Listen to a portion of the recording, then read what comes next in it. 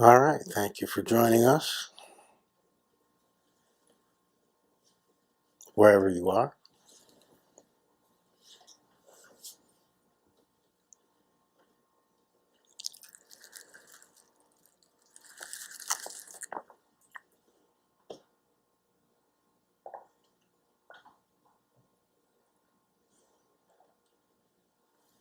Why don't we have you come up at the beginning? No, none of that. Give you your mandali gift that I promised. Jai got his in the mail. And I'm too cheap to send yours.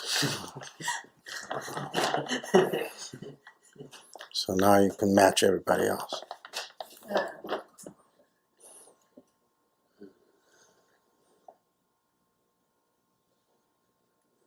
Very unusual to have 9 mandali, or what that means. Given what that means, doesn't matter what term you use, but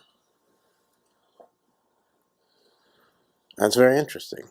Not a devotee, but very established intensely in discipleship.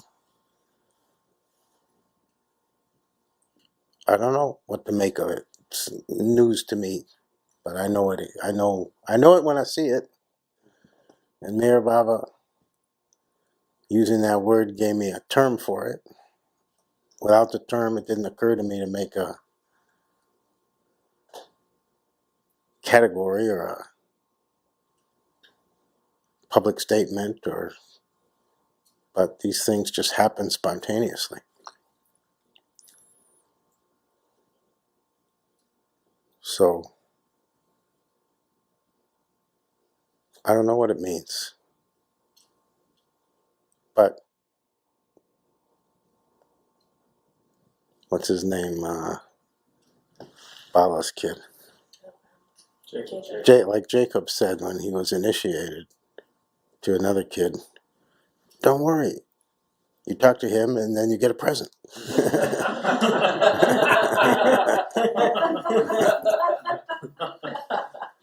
So mandalis have to be recognized. Not like being in the Rotary Club or winning an election, but for your sake, so you know, so you have an outside objective characterization of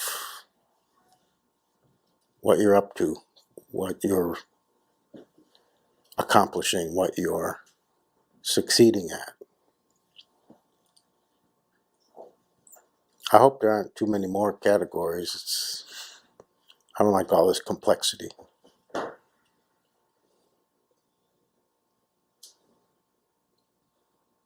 But 9 mandali is 52 disciples, 9 mandali. That the proportion is not normal. The proportion would be 9 mandali. The right proportion would be 3,000 disciples, 9 mandali. So I don't know what to make of it. These things confuse me, but I see them clear. I don't have an explanation. Do you have an explanation?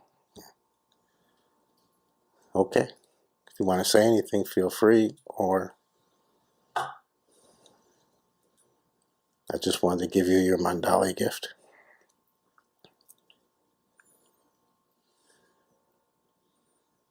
I wanted to come up anyway, but not related to... Well, then, 2 birds with 1 stone. Yeah, I wanted to share how for quite some time now, how I experience everything more fully and more... Talk to everybody. More fully, more new. And loud enough so they can hear you. Hear you without straining. And I kind of feel... No, not kind of. I feel very sharp. A lot sharper than I was before. And it's got everything to do with less holding back, speaking out, being more out there. And also, yesterday, MSC, well, for me, the one line in the MSC is like every day. No, this moment is the best moment you've ever experienced. That's again and again and again and again. That's like the motor of my experience, or more the motor of my experience lately. Yeah,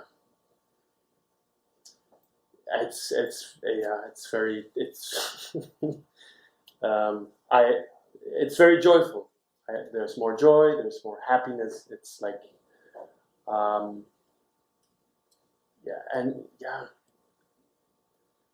less holding back is so much better. It's such a better experience. Do you know why? Yeah, there's less self-concern.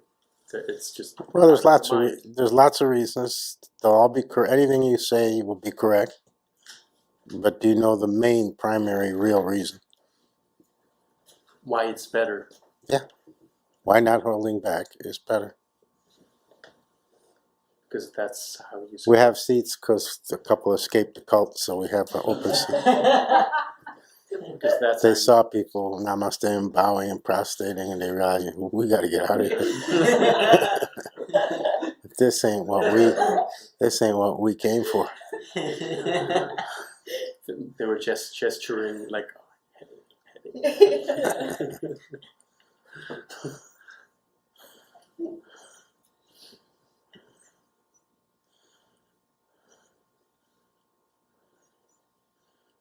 Why is less holding back better?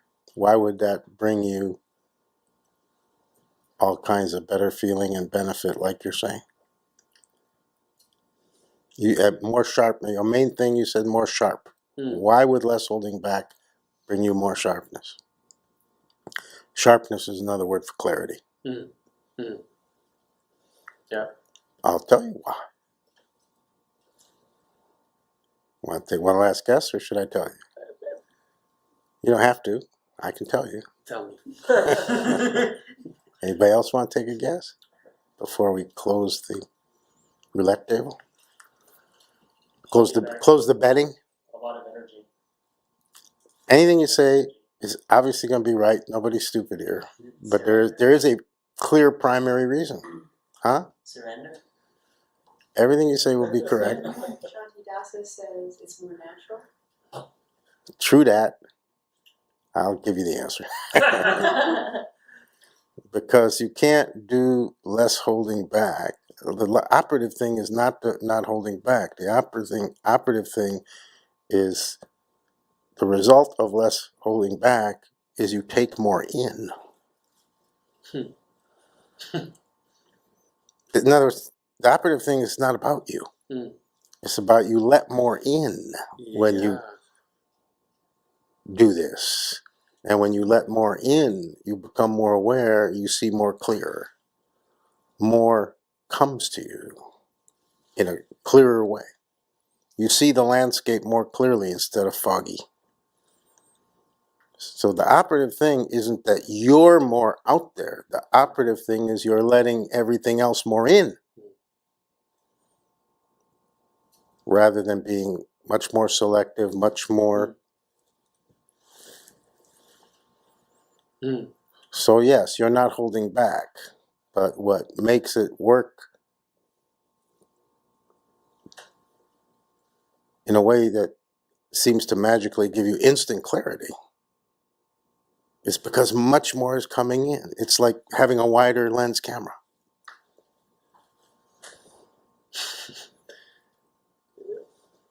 All the people on the plane, they were all of them were great. It's like, wow, this is a great. Because you were letting more of them, not more passengers, but more of each person in. So you could see more how much they had to give. It's like zooming in on a fruit basket and then panning out and say, oh, it's way more fruit than I thought.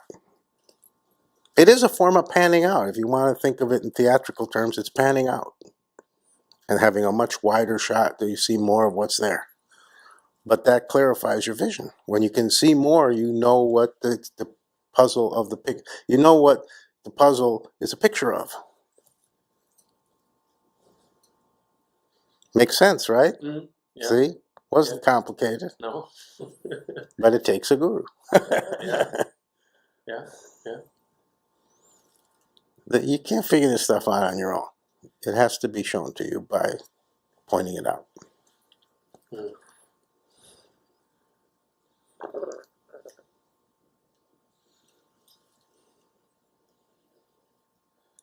So the equation is never put more of yourself out there. That's the recommendation, or that's a good thing to do because it allows more to come to you. It's always about what's coming in, never really seriously about what's going out from your end. It's about what you're letting in from everywhere else.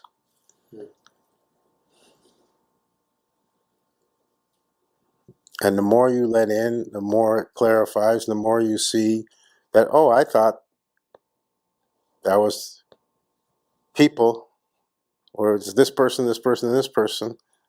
Oh, well, now I see from a wider shot, oh, it's love.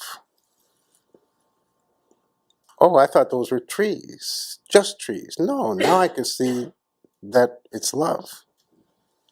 The wider you go, the more it's love. And the more you see clearly, the more it clarifies, oh, what I thought was this is another form of love. Eventually, you see how much is love that you thought was anything but.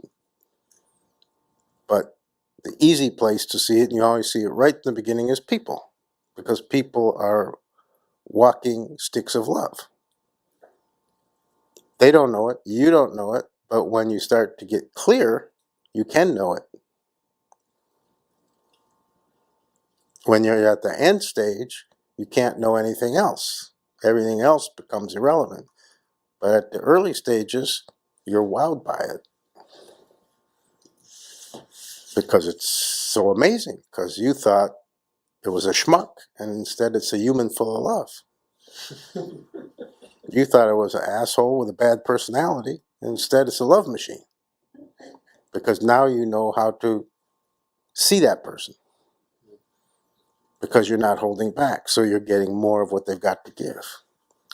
And when you get more of what they've got to give, you get more of what's better and less of what you don't want. They really can have an annoying, terrible schmuck personality. You don't want that part.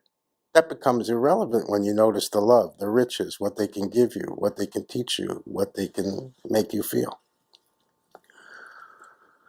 Then what do you care if they're a schmuck?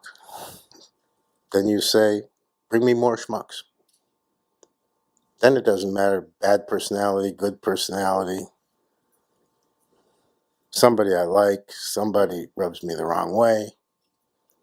You see how, like we said in MSC, you see how much you're applying criteria where no criteria are required. In fact, criteria is the wrong way to go. You're editing out, you're finding ways to exclude, not ways to include. So this is the reverse process, because you've been taught, because it's a social conditioning, societal conditioning, this whole inner dialogue of excluding, oh, that one has a funny looking forehead, I'm not going to talk to him.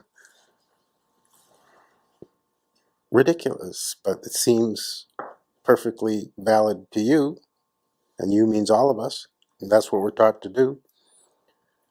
And this is the opposite process.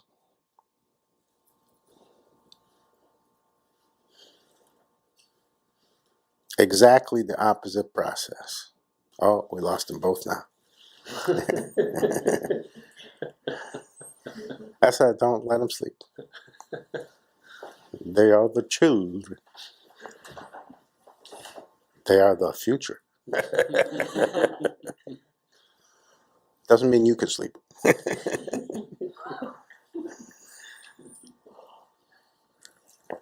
Okay, so now you know why and how it works. If you go to try to let more in, think about it. If you go to practice letting more in, how are you going to do it? It'll confuse you. You won't. You'll say, how can I let more in? You'll try and you'll feel more constricted. Like I don't know how to do it. But just what you described, not holding back. That's how you let more in. That's the method. It's just you think that it's about not holding back, but it's not. It's about letting more in. Who cares what you think as long as you do it? But it's explainable. It's not some airy-fairy magic. Oh, you look at people with a kinder eye, so you're having this more blissful experience, more loving. No, there's a real reason why this is happening. Because you're letting more in without realizing it. So good. This is very real. You're not imagining anything. It's not a trick of the mood, you know.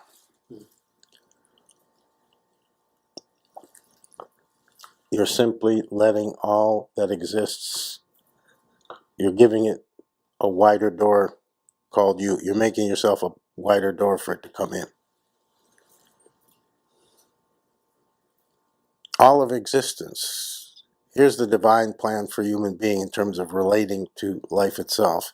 All of existence would like to come to you. It's up to you how much you let in. Do you hear it? Can you hear what I'm saying?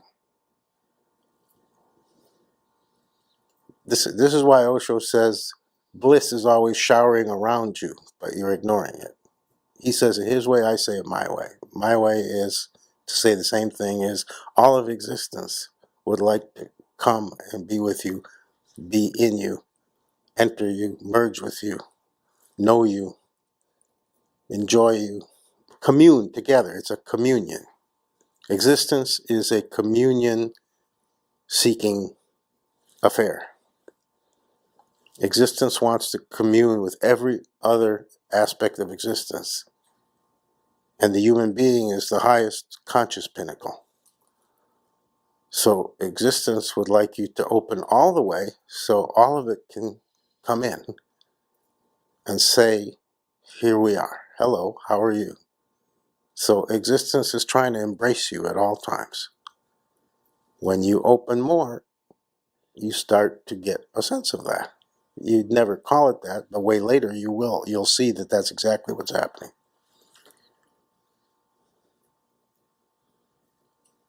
Society teaches you to be suspicious, to be wary of people, to protect yourself, and existence is trying to rush in and shower you with love.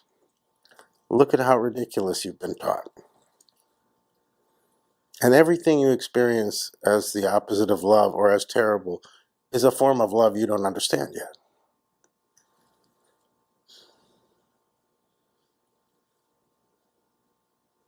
So keep letting everything in.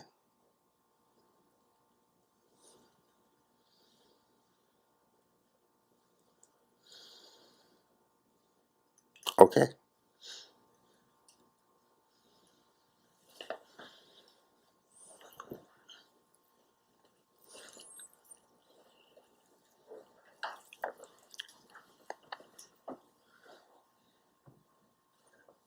See the moderator if you'd like to speak.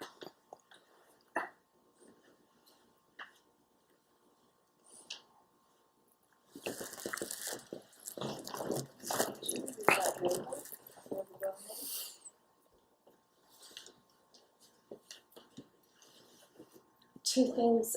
One was related to what you were just speaking of. I went to meet someone at Starbucks this morning, and then I ran into sort of like a male colleague, and I had my judgments about him. And I just see how dismissive it was. And then Does he have a real big odd forehead? he's like this old Funny man, haircut? just talks really loudly and kind of like Loud talker. when he talks, and he's just like this person with this exuberant energy. And I had my judgments about him. And today, Does he annoy you? well, in our short interactions in the past, yes, but today I actually met him and I saw him and I looked into his eyes and I was like taken aback because I saw him as a person rather than my judgments, and I had like this. You saw that gratitude. being a loud talker and invades your personal space and accidentally spits on you when he's talking and all that exuberance. You saw these are not sins or crimes or No. bad things. They're just how he does it. And he's actually, and I just like thought to him, like, he's really lovely. Like, he's just, so yeah. Yeah.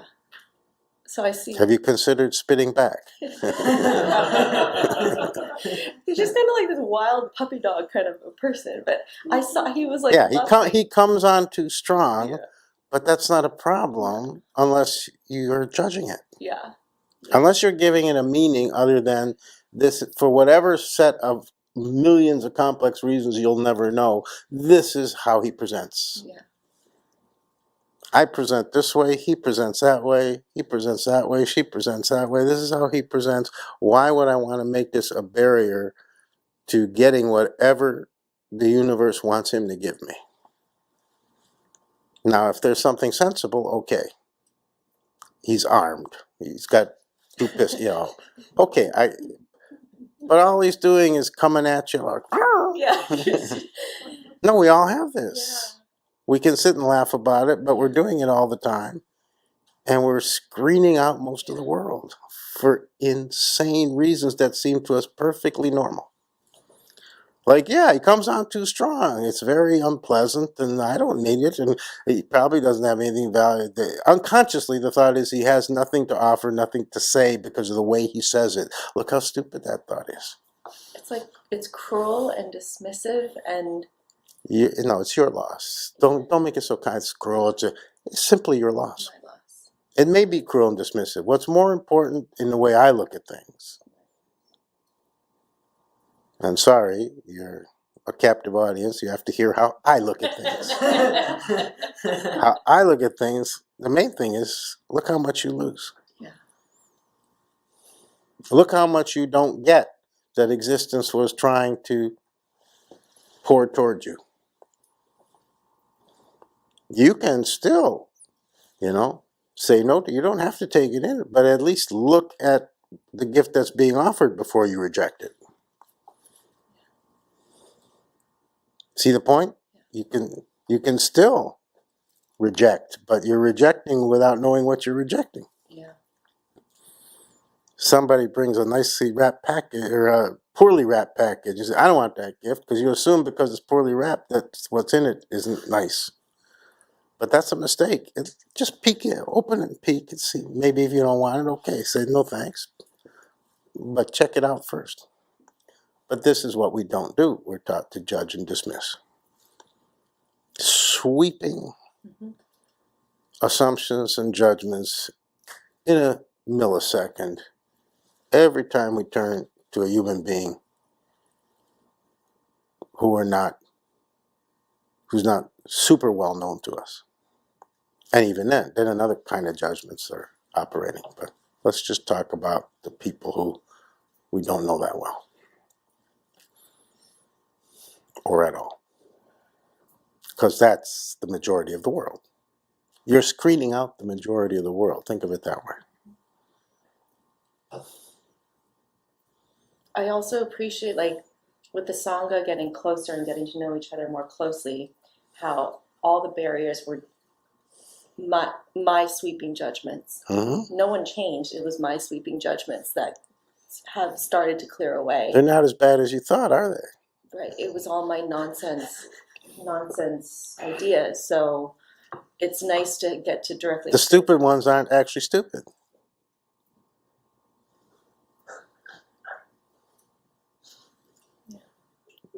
The annoying ones are still annoying but can be tolerated and have something to give that's more valuable, so it's worth being a little. You see that it's not this much annoyance, it's this much.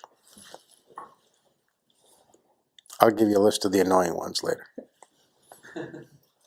We have their names on a list. Mandali, Annoyali, whatever. You don't get a scarf for that. I also just got to see another subtle aspect just more. So this is the method. No, hold on. Don't race ahead. This is the method. This is why I keep telling you you must get much closer, because you'll break the barrier in here with these people, and then you take it out into your life. You won't do it out there. You'll do it here. You won't do it with the other people. You'll do it with these people, because here it's possible, and with Sangha, within Sangha it's possible, because people are willing. Outside of here, you can't break your own inner barriers because people aren't willing to participate with you and support that. It's unconscious on both sides, from them and from you. But you must do it.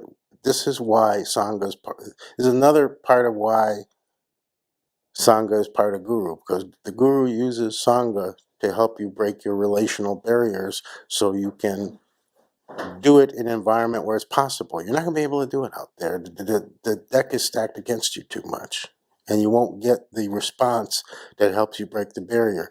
In Sangha, you'll get the response.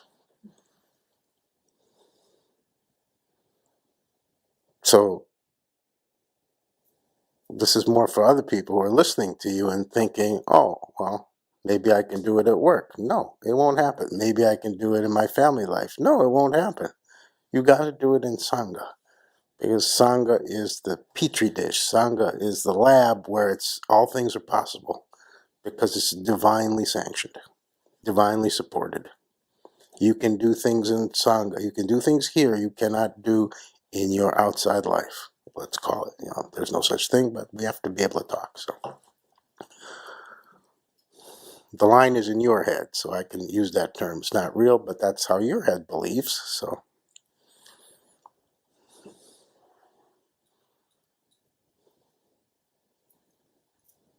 It's not a small thing that you could do it with the people on the airplane, because where were you going? That's a factor in why that happened on the airplane. You were headed to Sangha and Satsang.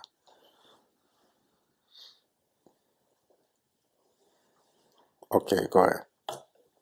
About leisure, in MSA we're talking about the importance of daily leisure, and I thought I was very good at leisure.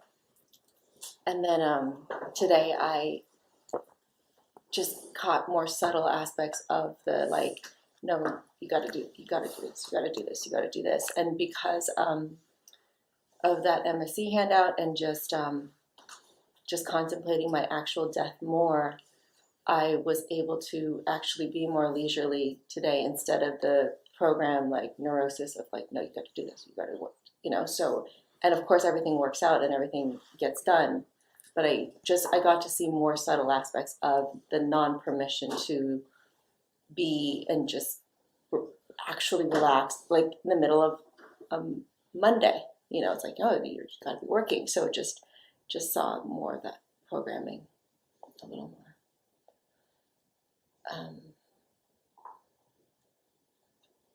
And really just meditating or contemplating my death more just makes that. I used to think of Mondays as the first opportunity to call in sick. First chance of the week to call in sick. When I was a working man. It wouldn't occur to me to think of it as the first day to do a lot of work. Are you kidding me? So, yeah, thank you. I was just seeing more of the subtle aspects of that. But you know the rules. If you call in sick Monday, you cannot call in sick on Friday. And you have to make a very clear decision about whether or not you call in sick on Tuesday. Because it's really weird to call in sick on Monday, show up on Tuesday, and then call in sick on Wednesday. There's a lot of rules here that you guys apparently don't know anything about. That I know all these rules.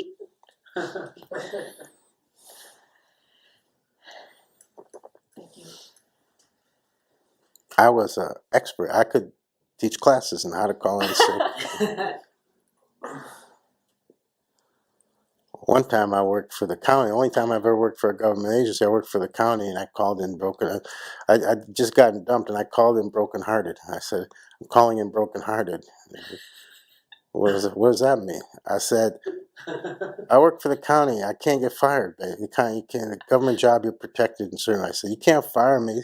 So it doesn't matter what I say. I don't have to lie and say I'm sick. I can't. I'm too brokenhearted to come in. Sorry. Nothing you can do. Nothing they can do about it. They can't fire you for doing that in a county job. And they knew it, and they were really afraid of me after that, because like most people don't realize that, you know, you pretty much have to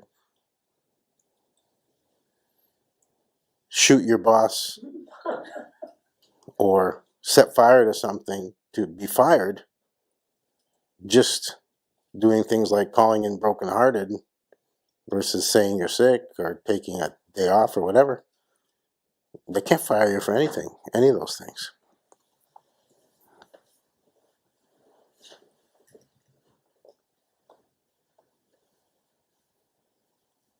Yeah, you could show up wildly inappropriately dressed. They can send you home, but they have to pay you. But they can't fire you for it.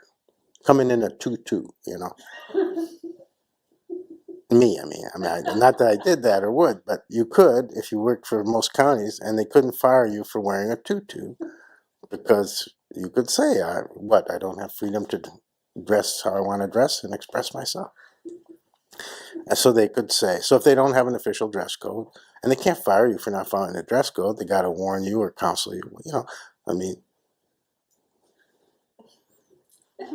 this was a driving job, and I was using the county van as my personal vehicle. I was taking it home every night, which you're not supposed to do. So one day my boss calls me when I'd called in sick and says, "Where's the van?" I said, "At my house."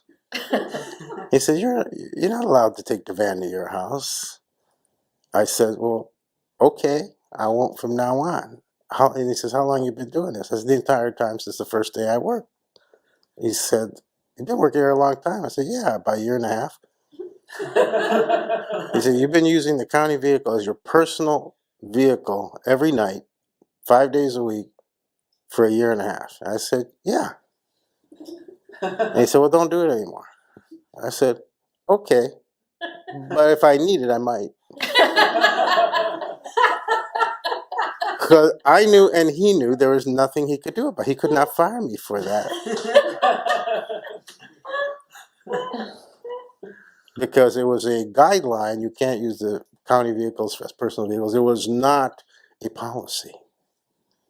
See, this is the legal mind, is how you put it is what matters. And even if it were a policy, they would have to first warn me, and they couldn't fire me. They would have to say, "Well, don't do that, and if I do it again, then they can counsel." You know how it goes. You've lived more in that world than I have, because it's all gotten more nuts since I was in the work world.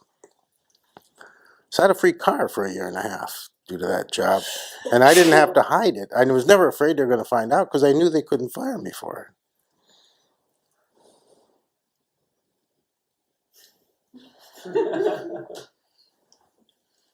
Okay.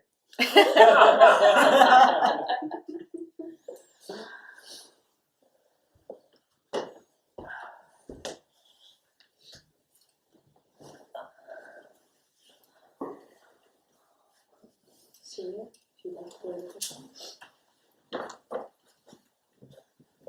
I'm trying to think when that job was, maybe I was like 24 or something.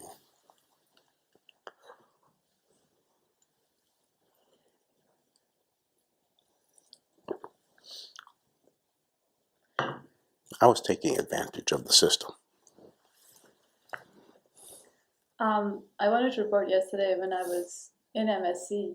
I think for the first time I looked around at everyone, and I felt I felt included, and I felt like in a way I haven't before. And I know that often, when I sit up here, you're always like, include everyone. And I think that was the first time I felt like, yeah, it's just like something had dropped. I wasn't excluding them. And yeah, it just felt more, I could just something had dropped. Mm-hmm. I wasn't excluding them. and it was very nice.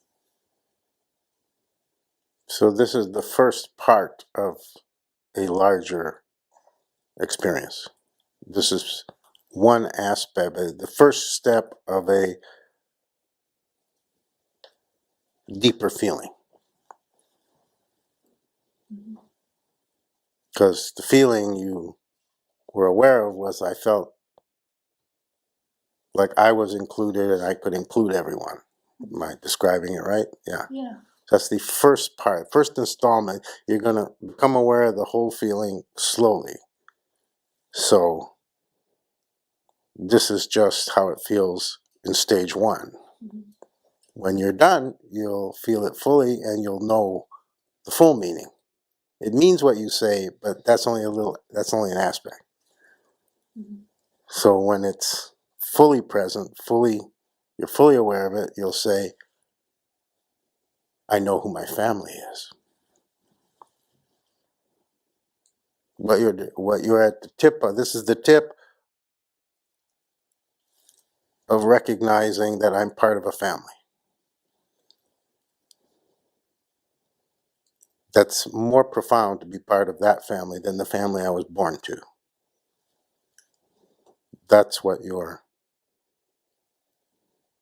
this is a first bit of that larger, this is a little sliver of a slice of a much bigger pie. Why? How do I know that? Because you're describing what guru ears can hear is the tip, the first part of something, and all I need is the tip to know what the whole thing looks like. All I need is a little piece of the pie to know what pie that this is a pie, that's not the whole thing. That's why you need a guru. Mm. Otherwise, you think you've had an experience and that's it. I also feel more self-love. It's clear to me that I value myself more. This is the future arriving before it comes. Because you feel more self-love when you feel really part of a loving family. Being part of a loving family means you have the experience from many people of feeling loved by them. Feeling loved by many people genuinely makes you feel genuinely more self-love for yourself because it teaches you how to love yourself. So this is the future arriving secretly and not manifesting yet. Because the result of being part of a loving family for real is you feel much more self-love, self-regard. And you're reporting that already, but you haven't gotten the whole pie yet, and you're already reporting the taste of the pie, how it feels to eat the pie. So this is the future coming in the back door. You don't even have to wait for it to arrive. It's already there. This is the funny stuff that happens with this kind of stuff. This is actually the future, literally the future. I mean, if this happened in the logical sequence of how it ordinarily would, you wouldn't say this, I feel more self-love, until it was all at the end of the whole thing. Oh, I feel I found my family. The result is I feel so much more self-love. But you're saying it right away, and the first tip is all that's happened is the first little tip. Because on the spiritual plane, the past, the future, it doesn't matter. It gets all jumbled up all the time, easily. More so than when you're following the conventional way.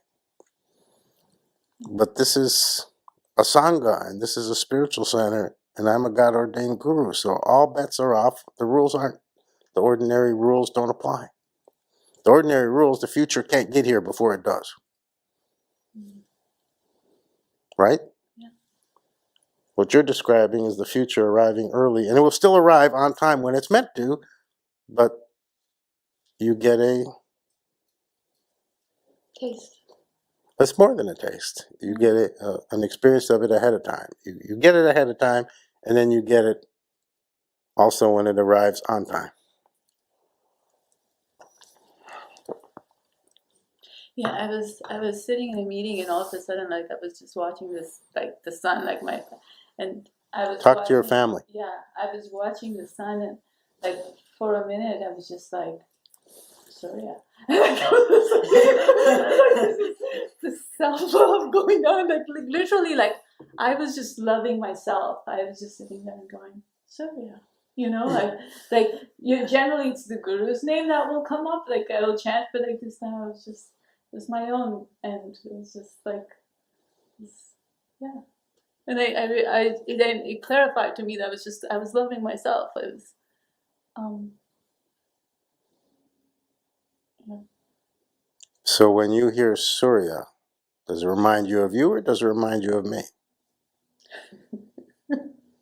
Well, I would say initially definitely you, because I've always seen you as the warmth in the sun. In fact, one of my experiences that I've shared with many people is every time I would come back from India all like beaten up and bruised, and I would want to sit as close as possible to you because like I could just feel your warmth, and it was like just enough to be just sitting close by, because I was like, oh, okay, if I could like put my hands up and like go like this and like soak in your warmth, like I would do that. And like it was just that was, yeah. So yeah, I always Okay, connected it. that's another thing. Fine. I never read. Oh yeah. It's just, But what I'm asking is when you hear the name, so yeah. aside from these more, dramatic Mm. situations that you're talking about that pop up in your mind when I say this, but I'm talking about when everything's fine and no drama and nobody beats you up and you hear your spiritual name, do you associate it with yourself or with me? With you. So that's the point, is when you said you were loving yourself. Because you were making a distinction. Well, sometimes I chant the Guru's name, but I was chanting Surya. The profounder understanding is when you chant Surya, you're chanting the Guru's name. Because who gave it to you? You getting this?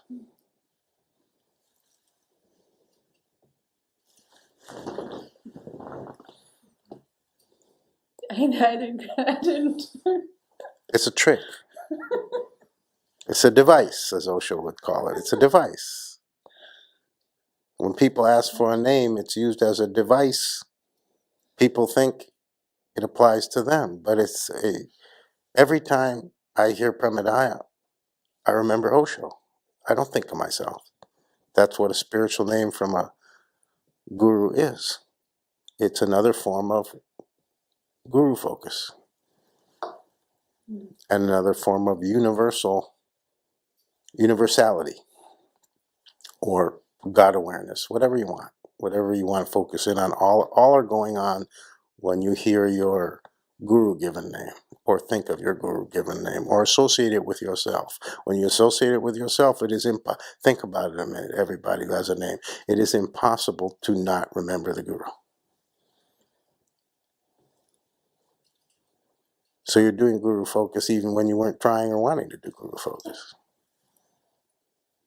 which is for a disciple, is more powerful than most other forms of chanting. That's chanting plus.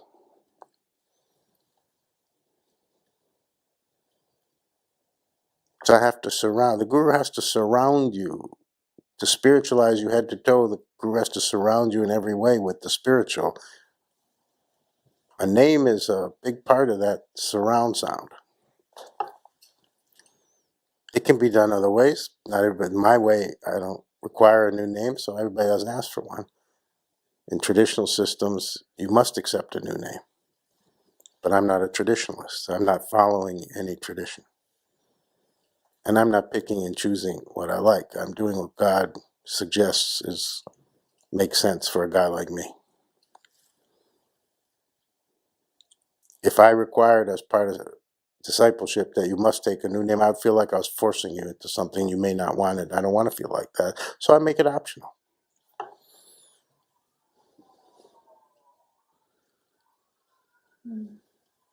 But everything is a device. Everything a guru says, does, is a device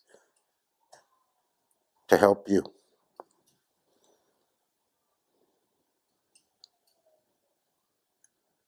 Okay, so don't take longer than you need to wake up to the family factor.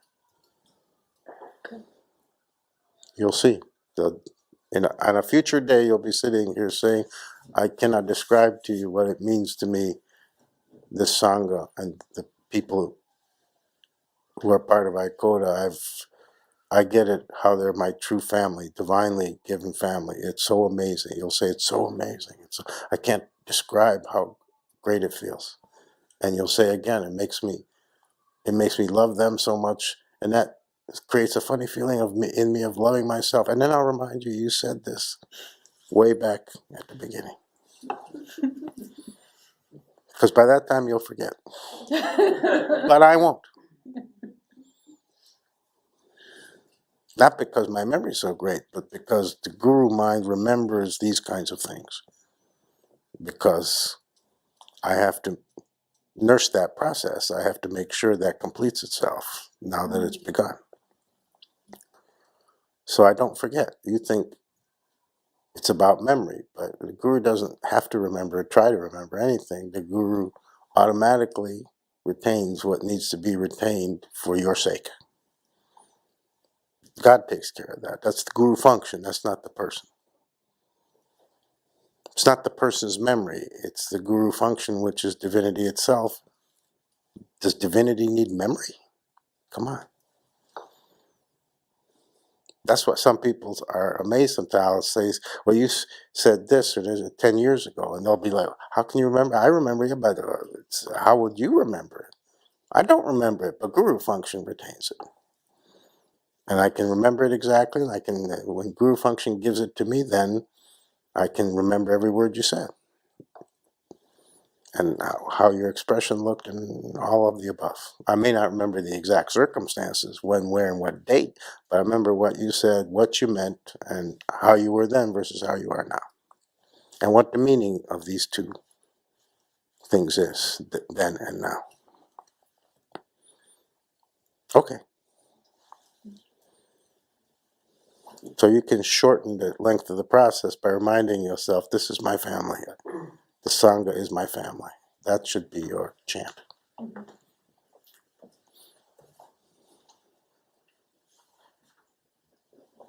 you invite questions from three people? Anna, Yogi Raj, and Tor. Anna, please go to the pillow. Don't hesitate to remind me that the meeting ends at 9 because we have new start time, so my brain hasn't adjusted to the correct end time. 9 o'clock is the official end time, right? Yeah. So if I'm like seem oblivious and it's getting on 9, I'm like obviously still going and not. It's not that.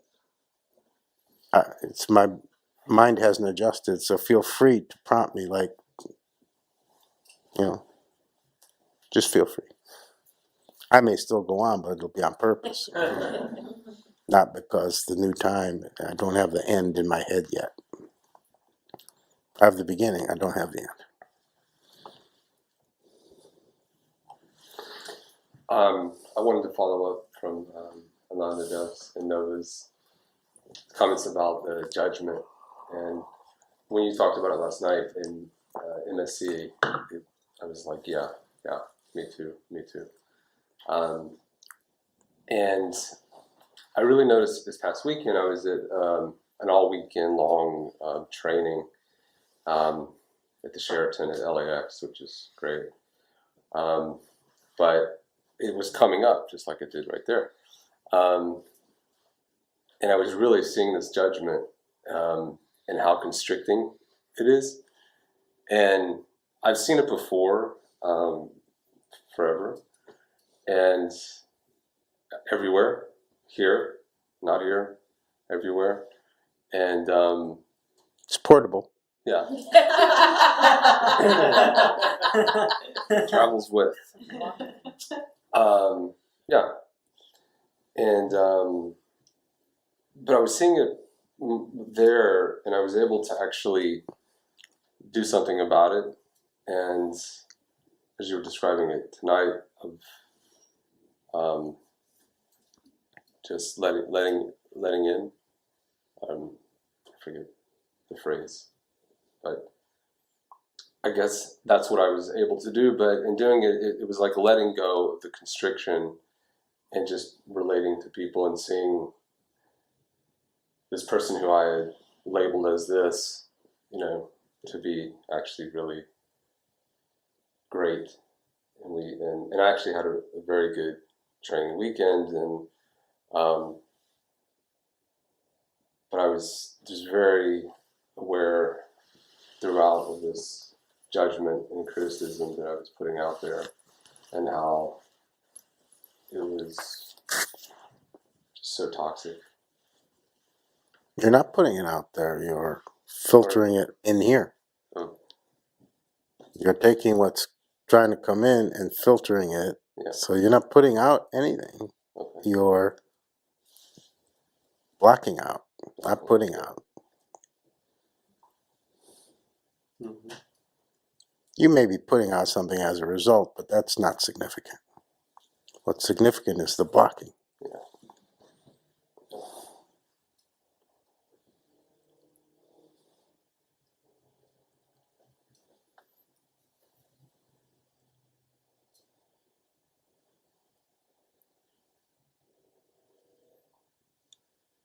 So it's not because you're all three, you said, I want to dovetail on what Ananda Dev said and Nova said, and it's not because the three of you are in MSC and we talked about it. I want people to notice this is how Sangha works. Notice everybody is having the same seeing, the same progress, the same opening, the same awareness. Each person from a different angle, each person their own way, because each person is different. But it's the same thing. They're talking about the same thing from a different angle. That's their position. But this is the power of Sangha. Is you might not be seeing any of it if you weren't part of a family where everybody is also seeing it in their own way at the same time, and that boosts you. Everybody gets lifted higher. More possible for you to see above the water because a bunch of other people are also, it's like a gravitational thing.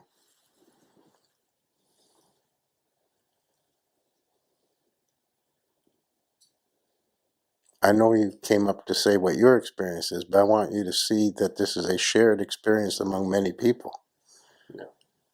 I want everybody to understand the power of Sangha more for real, more profoundly, because you don't get it yet.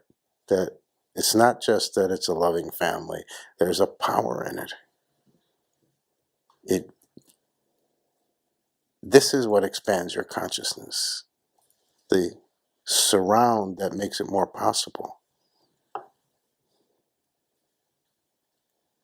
Heavy water. You know what heavy water is? They do nuclear physics experiments in something called heavy water. I don't know what it is either, but it has all entirely different properties than regular water. So things that can't happen in regular water can happen in the conductivity of heavy water.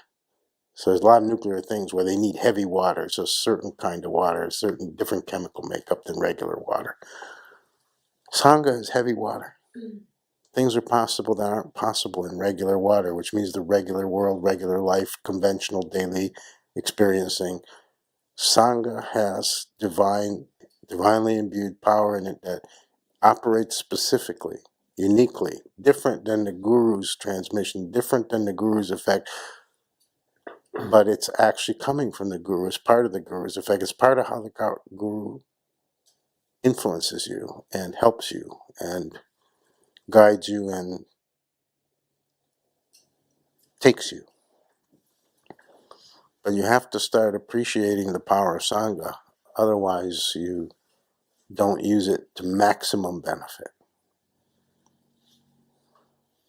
It's too easy to literally dismiss it. Oh, it's just lovely people and a lovely family and I get to enjoy it and such nice, good-hearted people.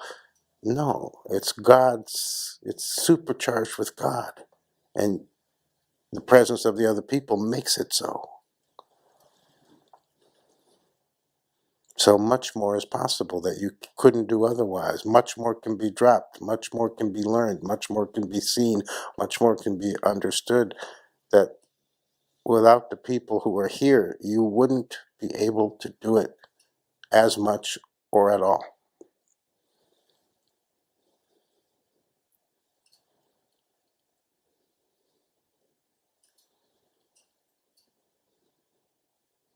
And it operates invisibly. It's metaphysical, because you don't have to see them, talk to them. You know, you don't have to call every Sangha member Saturday night.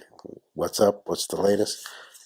It operates whether you know it or not. It operates whether you want it to or not. It operates whether you relate or not. That's the power of Sangha.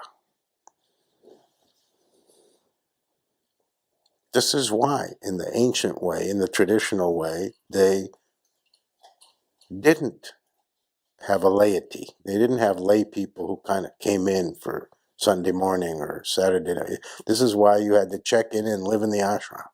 Power of Sangha. They didn't explain it that way, but they just said, these are the rules. You want to be part of this teaching or you want to be with this guru, you must live in our ashram. You can't like visit for a couple days, go away, come back next year. It's not how it works, because they understood the power of Sangha. It wasn't to be in the presence of the guru. It wasn't. That was the reason that they gave you. But the real reason was to harness the power of Sangha.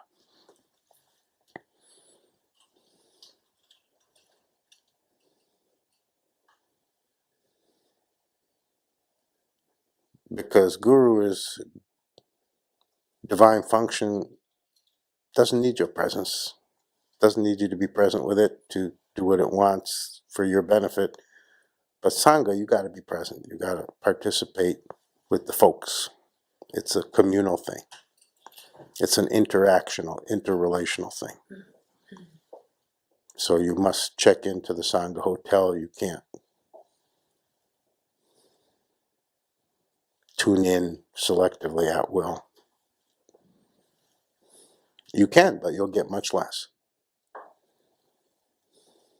I mean, every way is allowed, but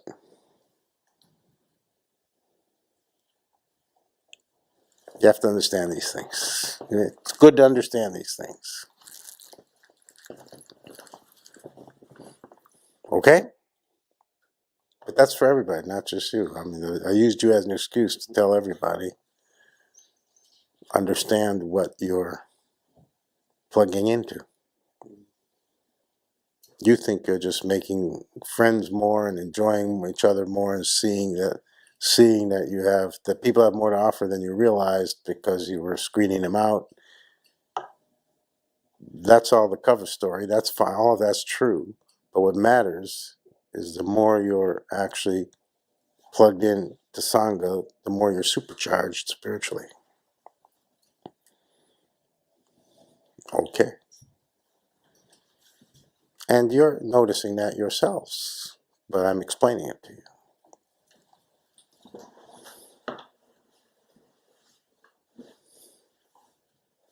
Yogi Raj?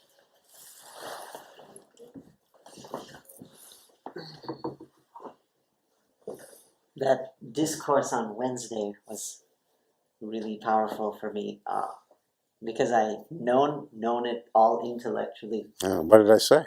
Oh, about noticing the miraculousness of your situation and all the smallest, simplest things that go on, and like I've been aware of it. It's also on a YouTube video from 10 years ago. One of the first ones we posted. Yeah, I haven't seen it.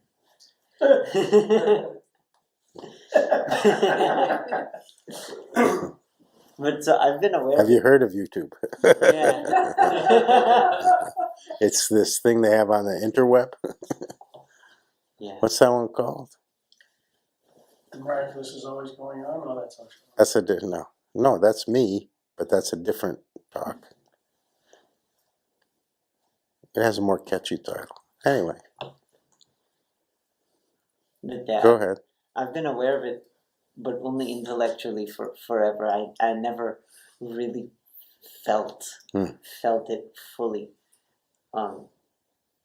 Yeah, at all. And in the past week, it started more and more, really slowly, like it's like a flowering almost. I'm starting to notice how the simplest thing, like the real miraculousness of it. I think part of the reason for me I won't, especially with the work related stuff, that I don't really feel it as much as from comparison. Like I'll be comparing myself to, you know, either an imaginary situation like what it could be, or to somebody else who I'm aware of, or what I think is a better situation. So I guess it's still imaginary, but in some sense. But so that'll make me kind of diminish it, or give it less power. This is just a report. Yes. Yeah. So why do you think that's happening? That you can suddenly feel it, and that you're more able to keep out the distractions that make you forget, and that you can feel it, not just know it intellectually. Why now? Why do you think that's happening? I know, like more. It'll be an incorrect guess, so don't hesitate.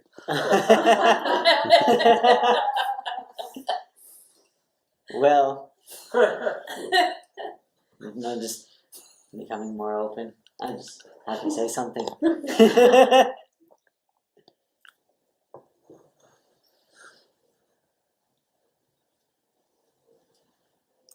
Well, if you're becoming more open, then what might you be more open to? The guru? The Guru's transmission. Correct. That didn't take long at all. The ongoing Guru transmission, that Guru function beams into all disciples at all times. But your receptivity, your openness, your willingness determines how much of that broadcast reaches you. And what you're describing is you were more open, so more of the broadcast arrived on your screen. Because the feeling part has to be from some kind of grace-based source. You can't reach the feeling part on your own. On the spiritual platform, we're not talking psychologically, emotionally, we're talking about spiritual knowing. The feeling part has to be given to you, transmitted to you. You can't figure out how to make it something you feel for real.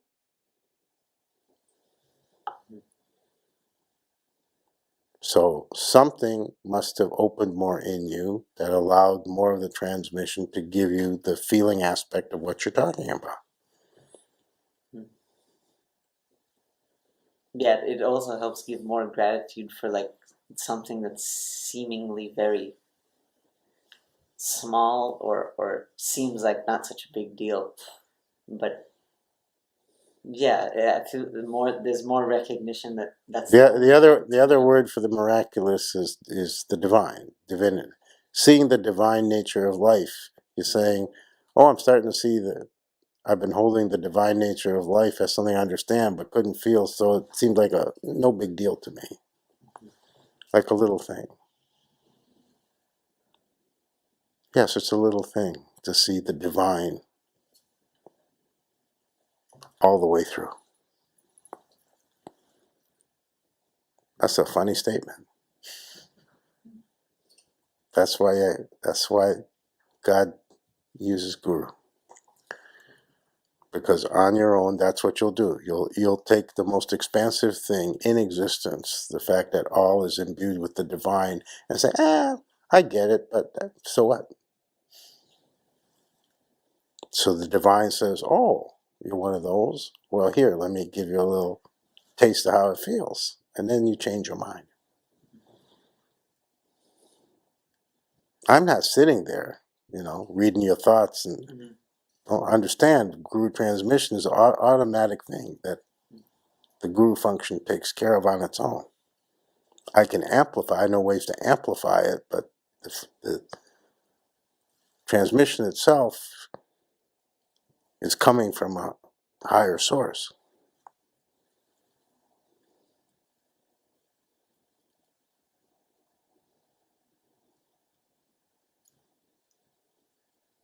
So, good for you. If you can remember what you did that made you more open, then you can know what you should do more of. Something made you more open this week. Yeah, it's just 1 week, but it's I don't know what, but something made you more open. And the transmission had much more effect directly on you as a result. Think of it as a 24/7 broadcast. The radio station, the TV station is always beaming the broadcast, but are you turning on your set? You know? Yeah, but actually, I think I might know kind of what sparked it, and I was actually talking to Devraj about it on the day of the workshop where I met another guy that I'm assisting, and he had sent me an email about being a bit too over enthusiastic and trying to prove myself, which is exactly what Thea said to me at the retreat, and I understood it, but I didn't actually implement the understanding. But with this guy, and he was very sweet and open about it, suddenly it like I had to, there was no choice but to implement the understanding, otherwise I wouldn't get to work with him. And so that kind of really, So you had a powerful insight that made you feel more open in general. yeah. And when he said that, and I like, it was an instant change, and he was so happy with the way I was able to receive it without being defensive or anything, and the fact that we were able to have talk about it, the conversation about it, the openness made like working together that much better, because now we know we can communicate. And so from him it seeped into every other aspect of my life. So are you guys hearing Are you guys hearing that this is yet another form of the same thing that everybody else? This is Sangha. Are you hearing it? Very different, whole different experience, whole different take on it, whole different text, whole different context, whole different story for whole different reasons and whole different ways. But it's the same thing, and it's all because of Sangha. Everyone moves together.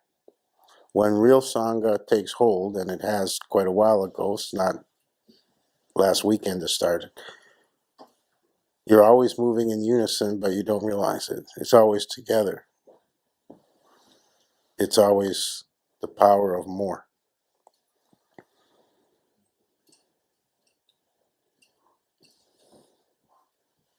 Okay.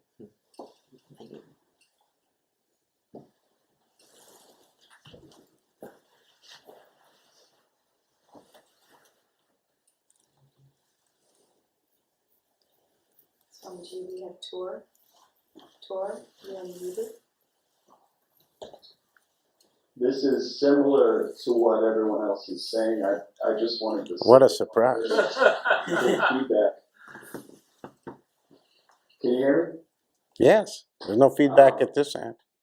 This is similar to what everyone's saying. I just wanted to say that since Saturday, since you broke the news that another person was going to become enlightened, and what you told me to take my discipleship. Headline news. Yeah. Read all about it. Even since Saturday, Swami predicts.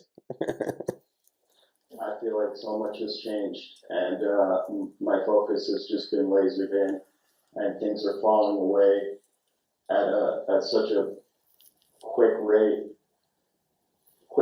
I just feel so much more focused, and the thought of not jumping on the opportunity to go as far as I can in this lifetime scares me more than anything else. And yeah, I definitely feel everything that everyone has said.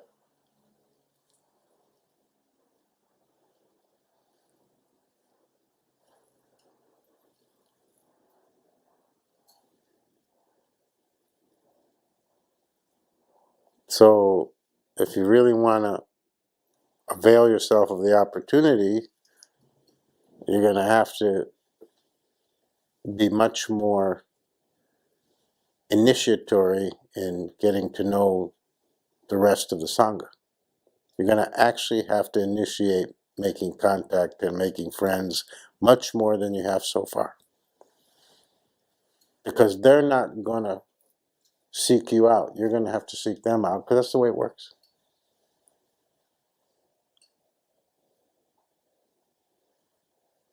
So my question is, are you willing to do that? Yes.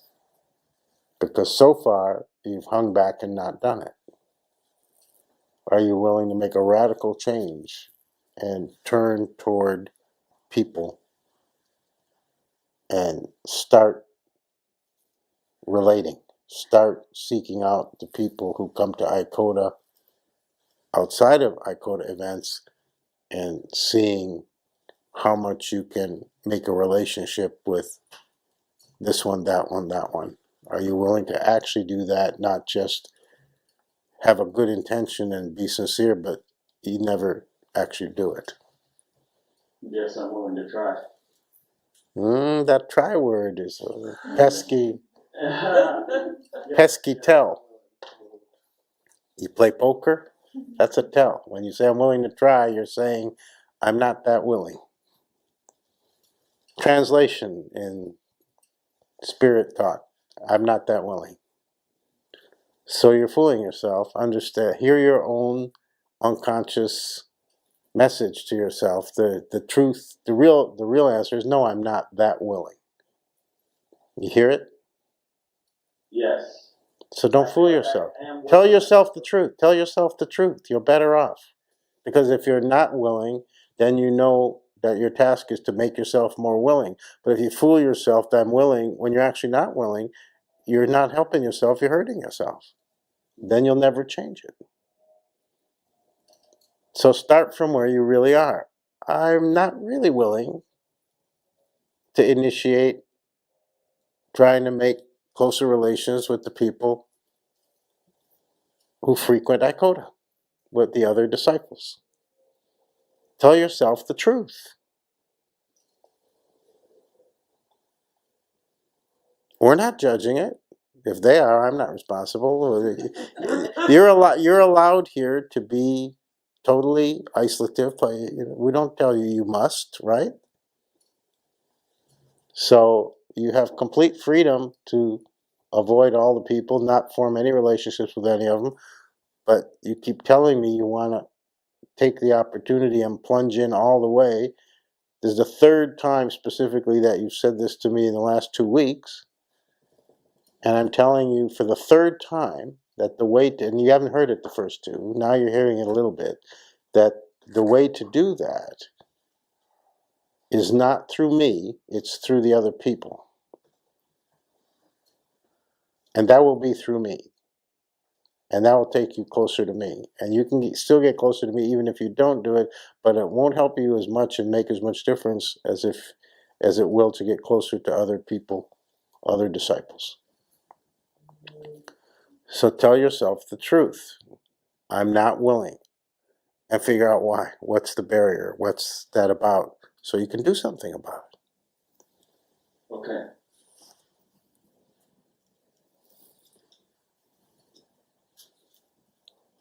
Do you feel criticized? No. That's not a criticism. You're fooling yourself, and if you're doing that, my job is to help you stop doing that and be honest with yourself so that you can know what you need to do. If you have to go somewhere and you think you already know how to get there and you have no clue how to get there and you fool yourself, I know how to get there, you're not going to get there. But if you know you don't know how to get there, you can call somebody, you can use GPS, you can get a map, you can do whatever, and you have a chance to get there. But if you're telling yourself, I already know how to get there, but it's not true, you see how that's self-sabotage. It doesn't work. Nothing changes. Nothing goes forward. So start with the truth. We're not criticizing you for not being willing. That's you're confusing ICODA with the world. If you admit to the world you're not willing, yeah, they might say, well, you're a fool, or whatever they say. Somebody said a phrase to me today. I didn't understand what they were saying. And she said, oh, it's millennial. It's a millennial catchphrase, so of course you wouldn't understand. I say, I don't speak a word of that language. I don't know what those people are. If you're 21 and I overhear your conversation, I have no idea what you're talking about. I mean, we can still talk if you're 21 because you know how to adjust for somebody. But if I hear two millennials in the next booth, I have no idea what they're talking about. I know it's English, but I couldn't even tell you the subject.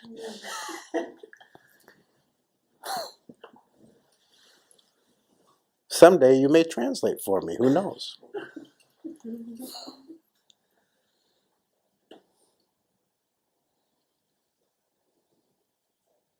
Okay.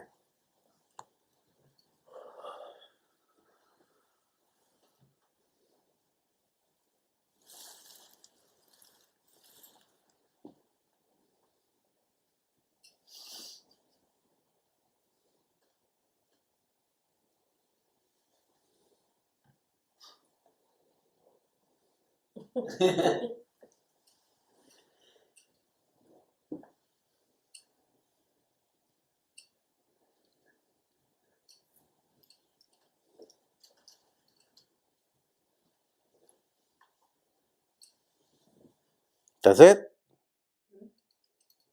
We're done? Finito?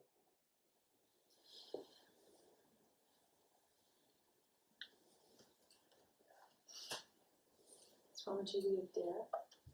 Go ahead. I thought we were done. I just realized when I was hearing Tor speak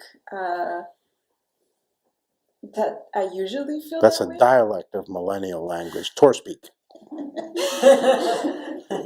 I usually feel like, yes, let's do this. I mean, not in the way that he said it, but this feeling of like, you know, okay, Dara, let's go all the way. I don't even know what that means, but we're doing it anyway.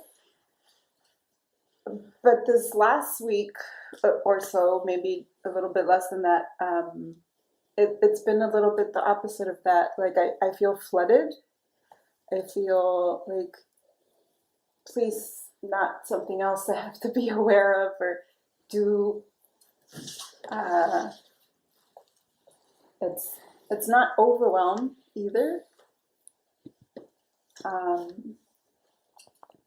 Like right or maybe before what I feel like there's not a word. Whelmed.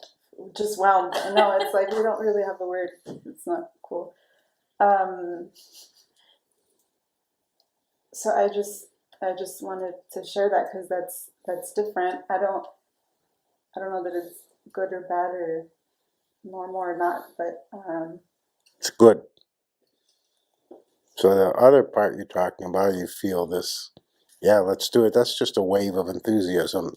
A wave of enthusiasm. That's emotional. That's from the emotional level. What you're talking about is beyond the emotional level. There are no words for it. Well, what else am I supposed to be aware of? Everything in you and everything outside you, everything in the entire universe. That's what you're supposed to be aware of.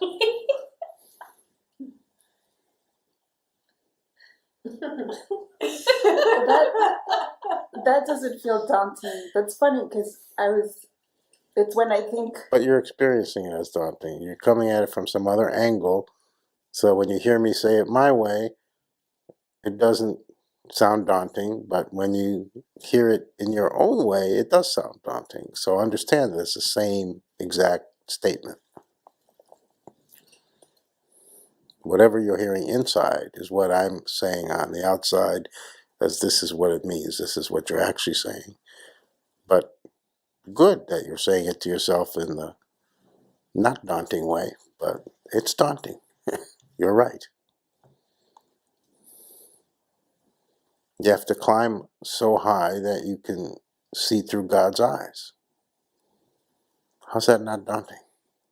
So that your perspective is beyond time and space. You have to reach the infinite, the eternal. You want the divine, you're talking about that which is on the level of the infinite and the level of the eternal. So how's that not daunting? That's a ladder with no rung. The ladder is, there's no more ladder and there's no rungs, but you got to keep going. How's that not daunting?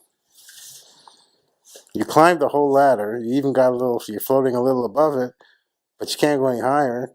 You're trying to reach for a rung, but there aren't any, and you still got to go way up higher. How's that not daunting? I feel like I have no idea what you're saying. You don't need to have any idea what I'm saying. It still has its effect. What I'm saying is you're not sure if it's a good thing or a bad thing. I'm telling you for sure it's a good thing because it's not an emotional reaction. It's an actual inner unconscious, on a spiritual level, recognition that the only choice is to go to God. You want the full translation, that's it. So this is your initial reaction to that knowing. You don't even know yet that you know it. But you're experiencing, what you're experiencing is of the nature of how I'm describing it. Okay. Yeah, you don't have to know. You just have to answer the question that, you asked the right question. You know, we didn't really ask a question. It matters to know whether it's good or bad or neutral. It does matter. Because if you know it's good, you can more allow it. So I'm telling you it's good. But it'll be wordless. There will be no words for it. You won't be able to express it. But you'll feel it. But this is spiritual, real feeling. This is not some wave of everyday feeling. Yeah, it's not enthusiasm. It's recognizing the larger dimension, let's say. It also doesn't feel like a choice. Didn't I just say that? Recognizing that there's no choice except to go Godward. Okay.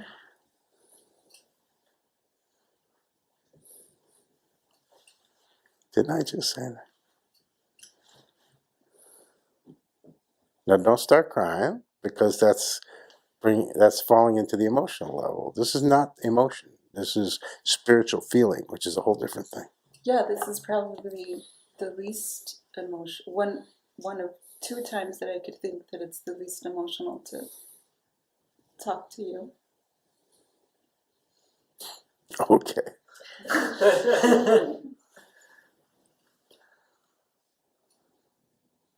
I guess I can sympathize. I get scared when I look in the mirror. Is that me? Where's the young guy? No, it's the intensity. Yeah. And I don't know for sure, but I think maybe the way that the what everyone's been talking about today has shown up for me. That's right. Is no, what you just described is how it's shown up for you. Okay.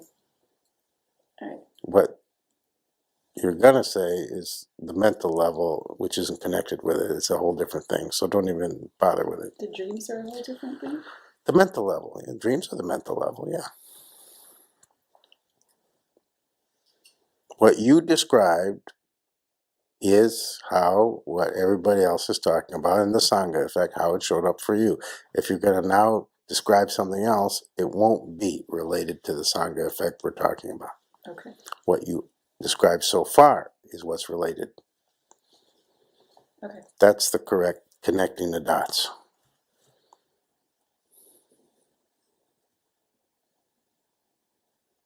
Because remember, the emotional and the mental are not two, they're almost the same. Yes, you said that. Okay. So it'd be natural that you jump to the mental level. If you can't jump to the emotional level, you jump to the mental level because you're really jumping to the same place, but that's the tendency. That's what more emotional people do. They jump to that position, or that way of experiencing. There's nothing wrong with it, but there's more possibilities. It doesn't always have to be apple pie. You can try the rhubarb, you could try the pumpkin.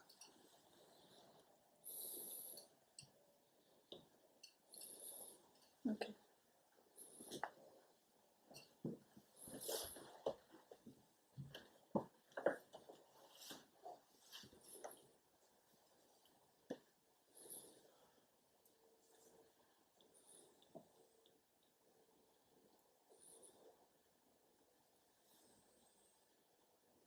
So what's going on in general is that people are more capable of receiving the transmission without having to be doing anything special or particular. Somehow people have become, and there has to be a lot of factors, people have become more open. Is the way to summarize, simplest way to put it in words. More receptive. So expect this to continue. If you really cooperate with it and make yourself more maximally receptive, more open, more vulnerable, more willing, more available,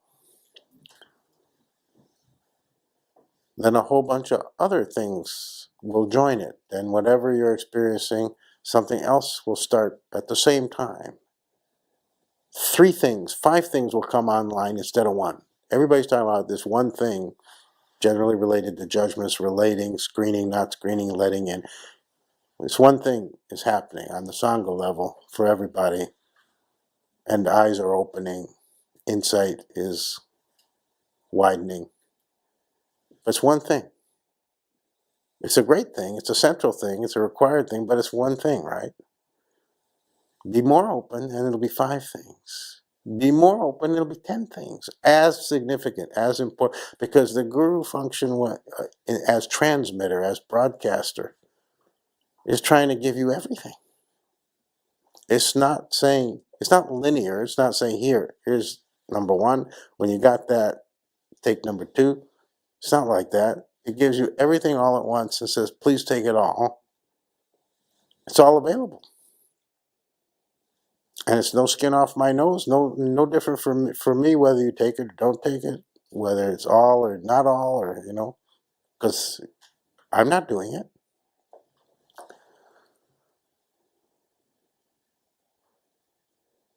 But when I said all of existence is trying to get to you, it's the same as saying God is trying to get to you.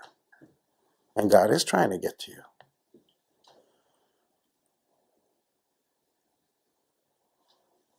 So everybody keeps saying, I want God, I'm willing. But from the other end, God is trying to get to you, and you're not taking it in, you're not opening the doors wide. You're not making yourself truly available, yet you're showing the first stage of more actual availability. That's great. That's thrilling to me and encourages me. You should be encouraged, but understand how much more is possible.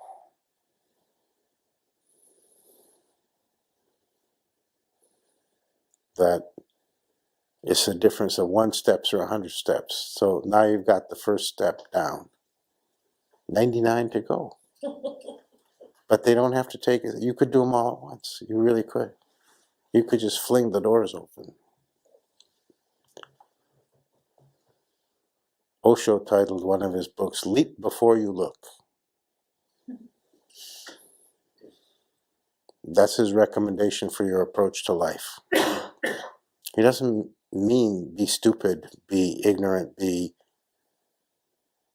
wild, and a danger to yourself and others. That's not how he means it. He means be willing to take the risks that really matter, the spiritual risks, the relational risks, and the risks of opening more. That's what it means. Leap before you look. Don't concern yourself with how will it feel, and what are the consequences, and what will I get, and how much will it hurt if it hurts?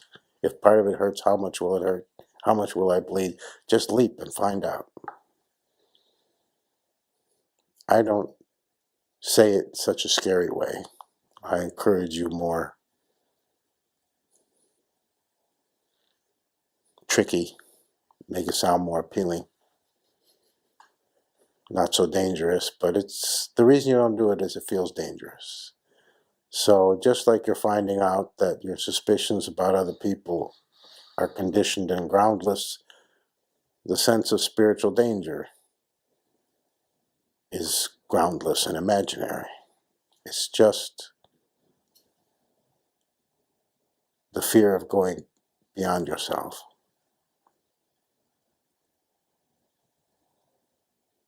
But you have a whole family to go with you.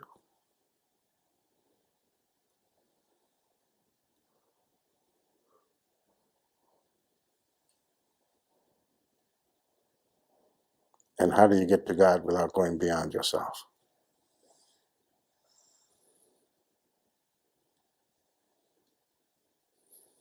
That used to be our slogan, Beyond Self. Tagline.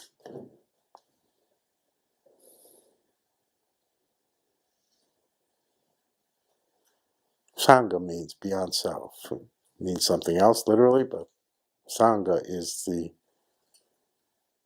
position of non-self.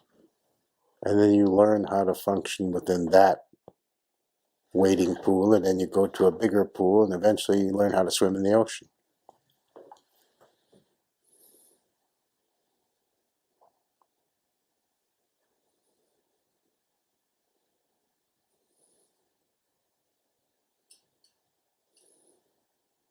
How you relate will determine how close you get to God. That's the secret key. Chew on that.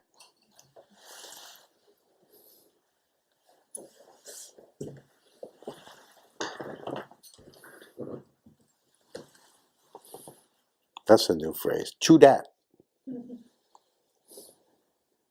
The millennials won't understand.